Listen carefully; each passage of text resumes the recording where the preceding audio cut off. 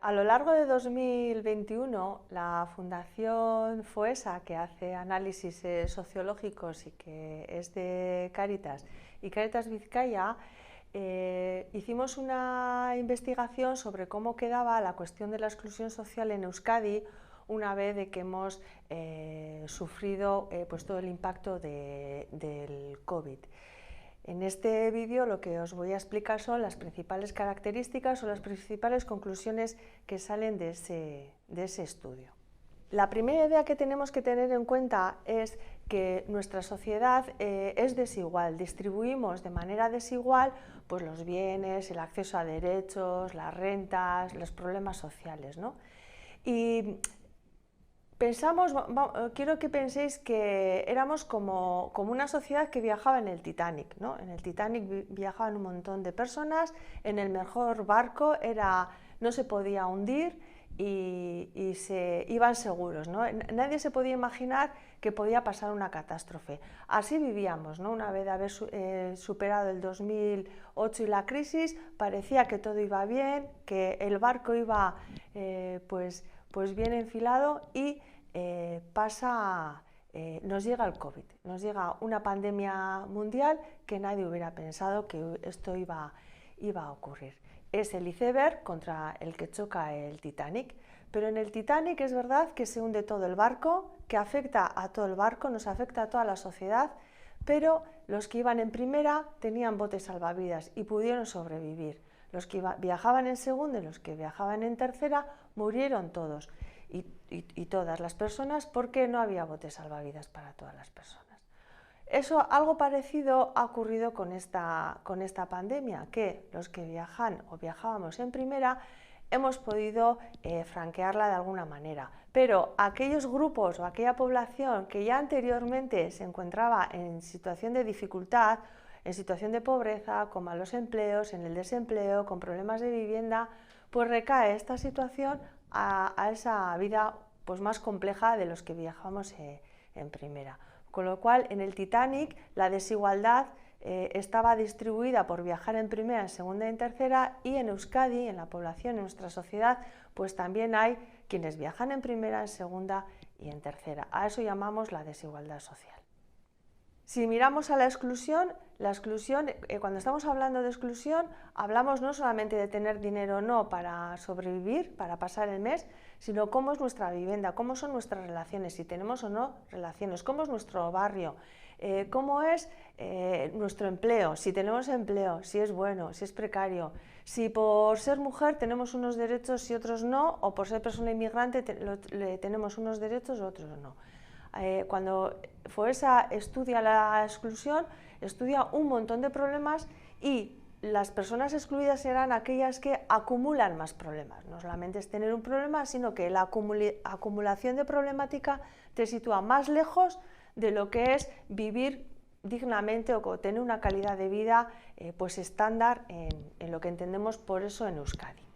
Teniendo en cuenta todas esas problemáticas y la acumulación de esas problemáticas en las personas, lo que arroja este estudio que hemos hecho es que en Euskadi hay 306.000 personas viviendo en situación de exclusión, es decir, con muchos problemas, que acumulan muchos problemas. Eso supone el 16% de la población.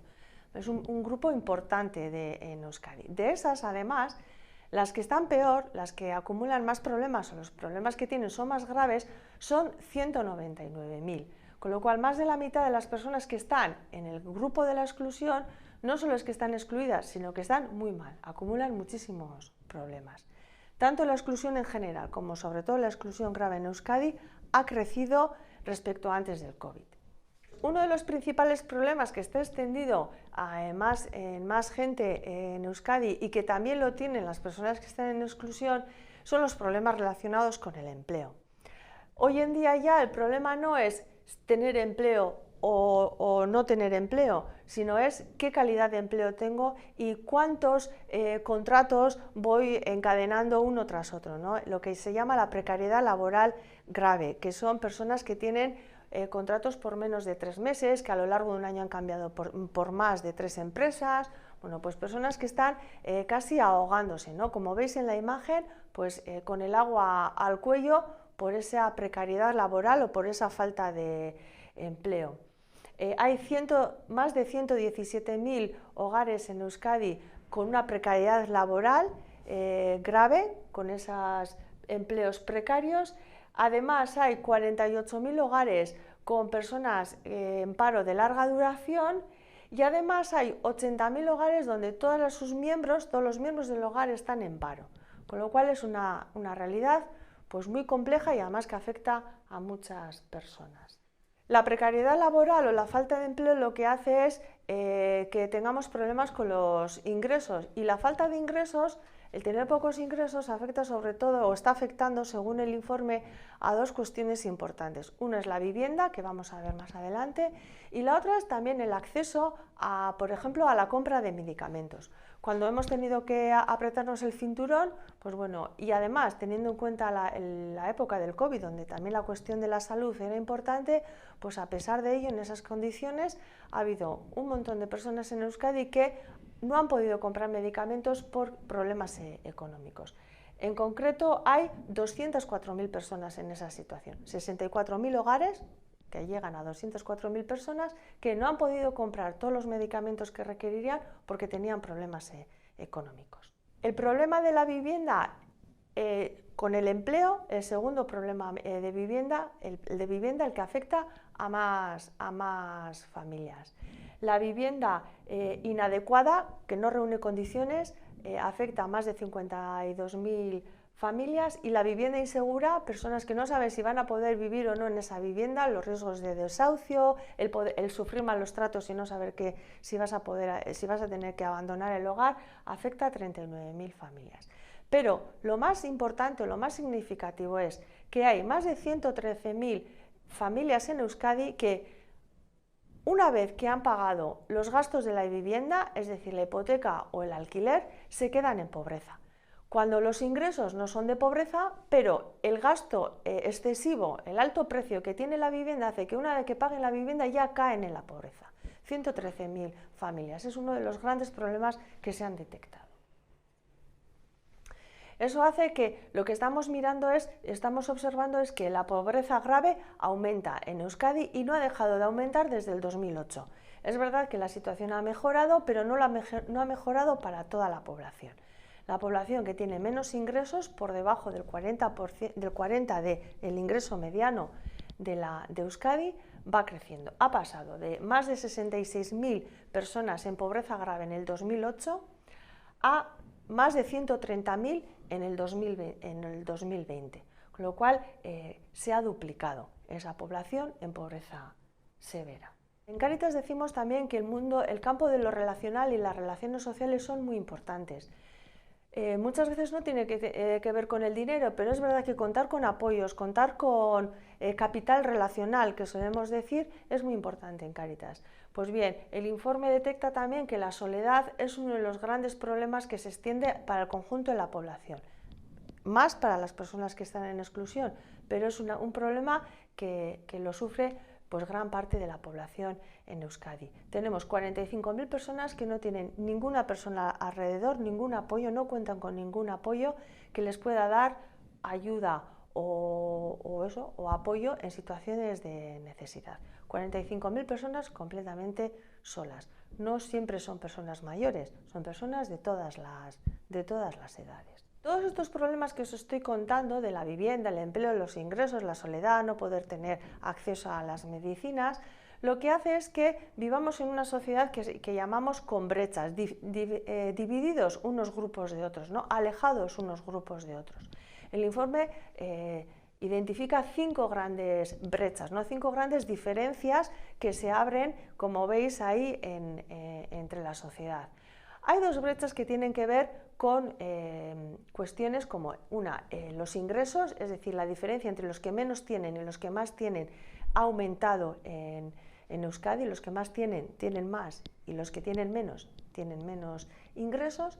Y la otra brecha es una que se ha hecho muy famosa los tiempos del COVID, que es la brecha digital. Es decir, que con el COVID hemos digitalizado mucho de nuestras operaciones y de nuestras relaciones con la administración, con los bancos, incluso en cómo nos relacionamos.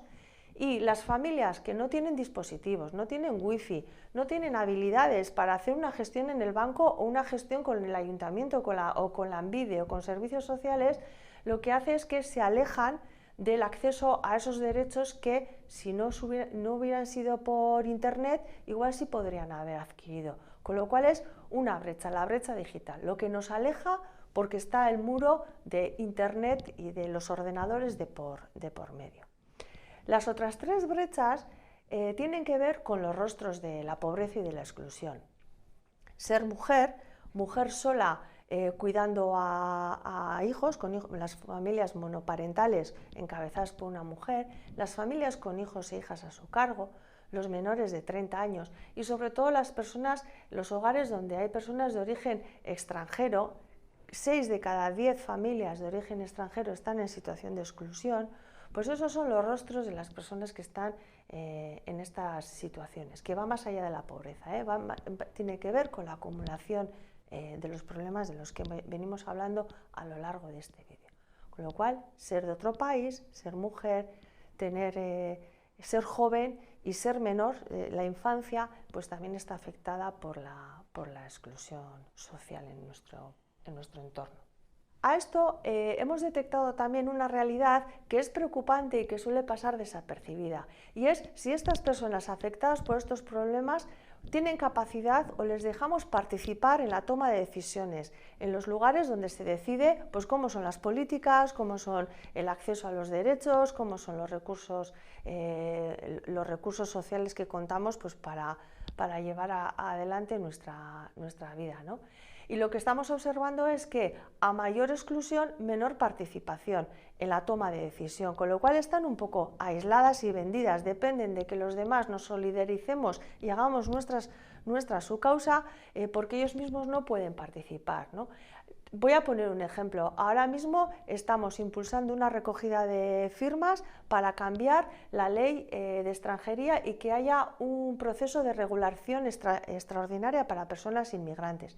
Estamos recogiendo firmas en Cáritas junto con otras organizaciones, pero las propias personas inmigrantes, que son las que se van a ver afectadas por este problema, no pueden participar porque no tienen derecho a participar en este tipo de iniciativas. Con lo cual, ahí está la paradoja de quienes están afectados por los problemas, luego tienen vedada la participación en los lugares y en los procesos en los que se toma la decisión sobre esos problemas, con lo cual quedan muchísimo más aisladas de una posible solución a futuro de lo que está afectando a sus condiciones de vida.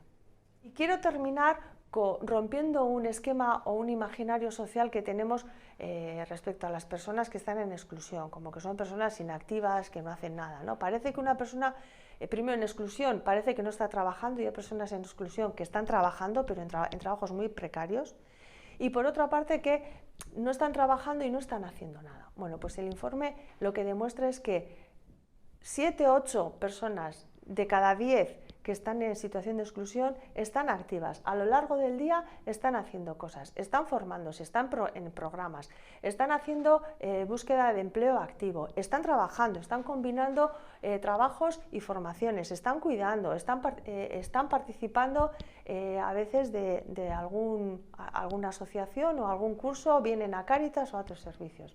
Con lo cual sí que queremos romper una lanza en favor de estas personas, porque sí que están moviéndose y poniendo de su parte para superar su situación. Pero recordemos la imagen del Titanic, no es lo mismo moverse y hacer cosas para salir de tu situación si viajas en primera en la sociedad o si viajas en segunda o viajas en tercera. A veces es como subir las escaleras mecánicas a la contra, ¿no? Que cuando la escalera mecánica baja y tú estás intentando subir a la contra, por mucho que tú te muevas y mucho activo que estás, pues no estás avanzando, ¿no? Tienes que ir como a favor de una escalera mecánica que también te ayude a promoverte. Bueno, pues esto es todo lo que sí queremos reivindicar en Cáritas es la apuesta y el compromiso de todas las personas que conformamos Cáritas en favor de estas personas.